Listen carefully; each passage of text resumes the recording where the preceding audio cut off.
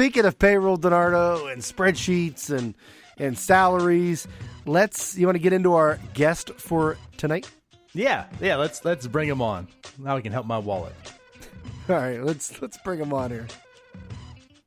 All right, joining us now onto the podcast from the Point of Pittsburgh is Ethan Hullihen, which who better to talk payroll with than an accountant? Ethan, what's going on, man? Hi, I'm doing great. How are you guys? We're good. I can't complain. I'm a little nervous here. You're gonna have to help me out. This is the first. I've never been on a podcast, believe it or not. So here we go. Never? Here we are. Oh no, yeah. No. Now you're set. You'll be on Joey Bag of Donuts next week. You'll probably be on Around the 412 because they like to steal our guests. Oh, for sure. I'll always credit you as my jumping off board. Don't worry. Oh, there you go. We can credit you with our jumping off board. When this show hits. But real quick though, so I mean, you're saying this is your first podcast, but you've been on radio, is that correct? Oh, I work in the greater and live in the greater Altoona area, of course, where the Pirates AA affiliate is, and I'm a frequent caller and contributor to the Sports Central show with Corey Geiger, and Nice. I'm kind of a Pirates expert calling in on that show. So I know what it's like to just talk into a phone. I just have never done it for your vast array of podcast listeners. Yeah, you're set then. You're on the radio. You're all good. Yeah, I'm like the guy that's on the radio and talks to all these people in Altoona. He's afraid to come on the North Shore 9 podcast. Hey, they expand to like Huntington and State College, Nice. Johnstown. All right. Yeah. I mean, I don't know. I don't know how to take that. I guess, are we a big step, Ryan? This guy's nervous from going to, like you just mentioned, all those areas to the North Shore 9 podcast. But they're never talking back. Let's just say that. It's a one-way conversation. Nice.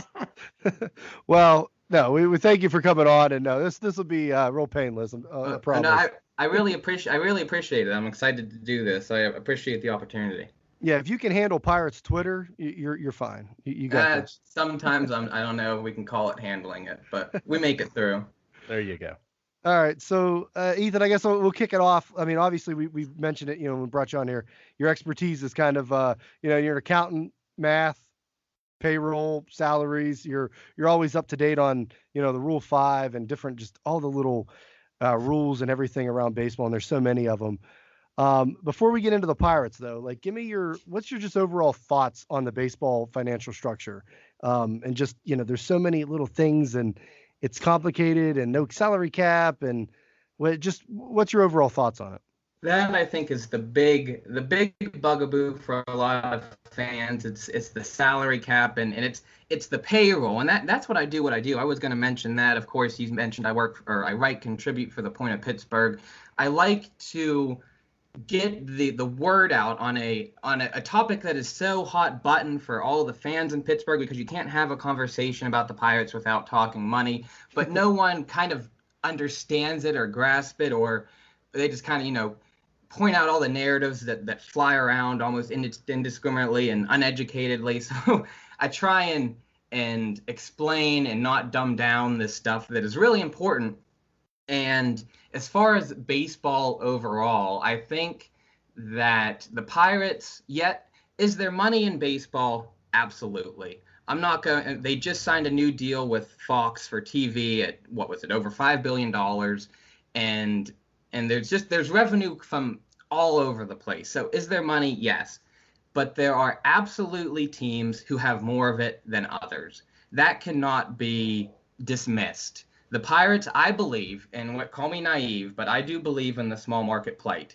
The union agrees, the baseball agrees that Pittsburgh is a small market, and they are at a disadvantage as far as revenue goes. Now, is it how big of a disadvantage? Unfortunately, we do not know that. We don't have access to the books aside from the 1 or 2 years that were leaked, and they told an interesting story, but still one without context that you're not sure.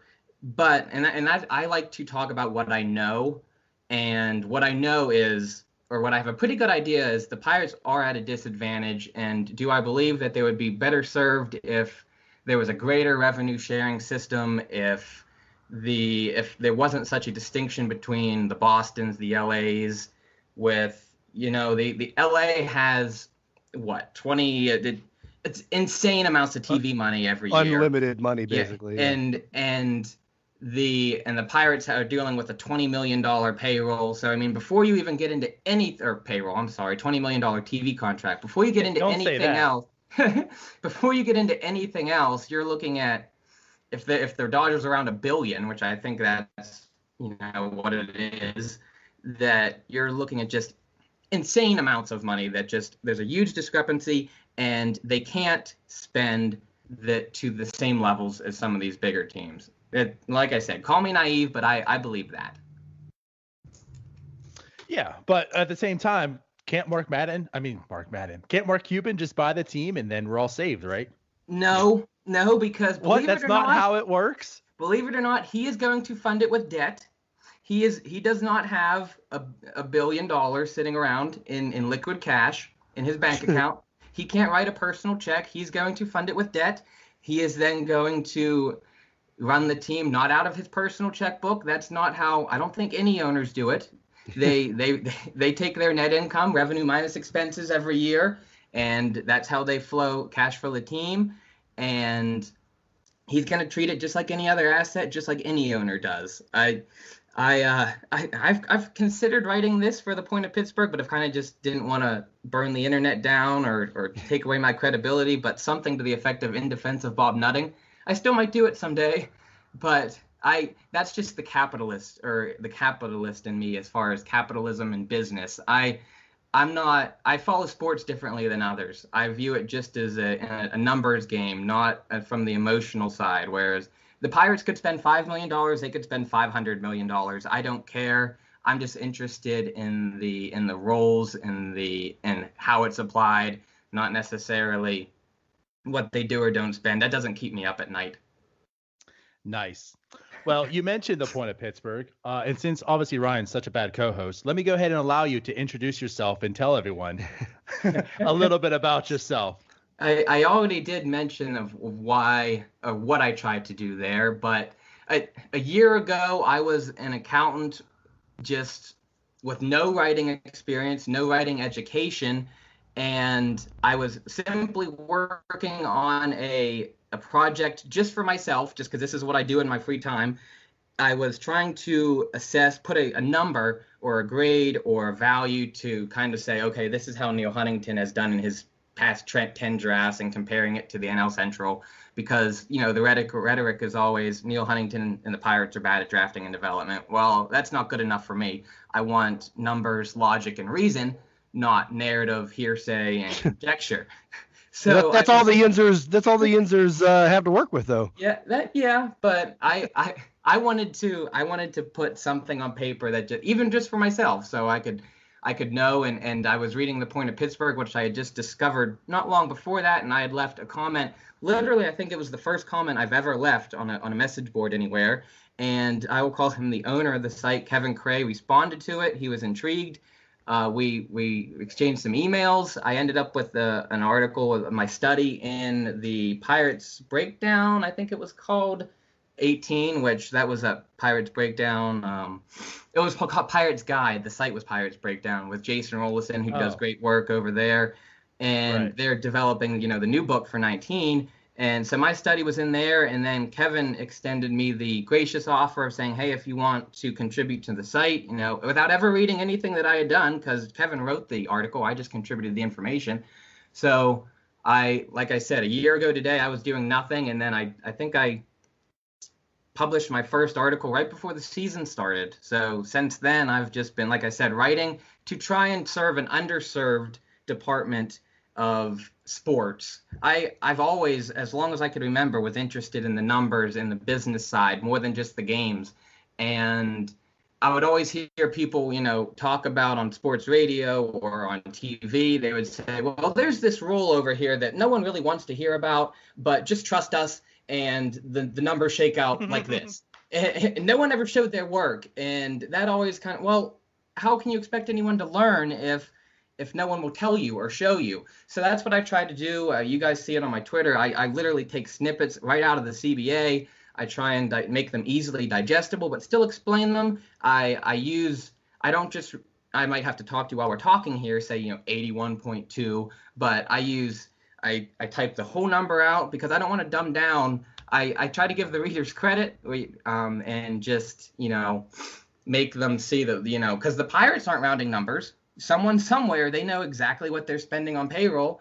So why tell the readers, they're going to spend around $80 million? That doesn't make sense. That's not how they're calculating it. So, and like I said, it's just something I enjoy. I grew up with loving math as a student, and this is an extension of it. And we all enjoy the game differently. This is what I like to do. Very nice. And I'm going to definitely admit it. I think I have before, but a lot of times when we do talk about payroll and such, I kind of steal them numbers from you. Every week I listen out. I wonder if this is the week that they give me credit for my work, but I never hear my name. But hey, this makes up for it. No, we did. We broke down some numbers ourselves, but it's nice to. I'll say this. It's nice to back it up when I see your work, and I'm like, all right, we did good. I mean, if you look at all kinds of sources, whether you're looking at COTS, who does a great job, whether you're looking at Spotrac, which I don't think they do as great a job, whether you're looking at USA Today, ESPN, everyone comes up with something different, right? Mm-hmm. And so you're never really quite sure about what is it. Well, so I fine-tooth combed through the CBA trying to find there's 300 pages in the CBA. I honed in on the business, on the numbers, to try and find the little rules that, of course, someone somewhere specializes in these front offices, and tried to apply them. And some of them are very tough. Legal jargon is not easy to digest, but try to apply them to all Pirate situations that I could. And I think I do a pretty good job. I don't want to toot my horn too much, but I think if someone, just kind of roughed up or smoothed over the rough edges that I don't quite understand, I think I could get a pretty close number here as far as what we're looking at. For sure. Well, why don't we get into some numbers? So obviously, we are into the off season.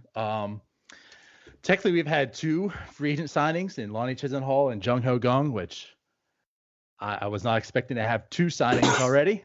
So there's that.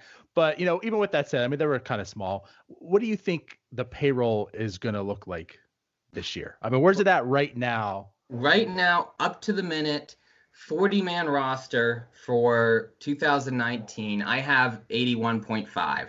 Now, that is with, of course, they came to an agreement with Felice, and they now have 2 arbitration players left, Dickerson and Kella. And I am actually using the numbers that my site came up with, Point of Pittsburgh. They were a little higher than the MLB trade rumors arbitration.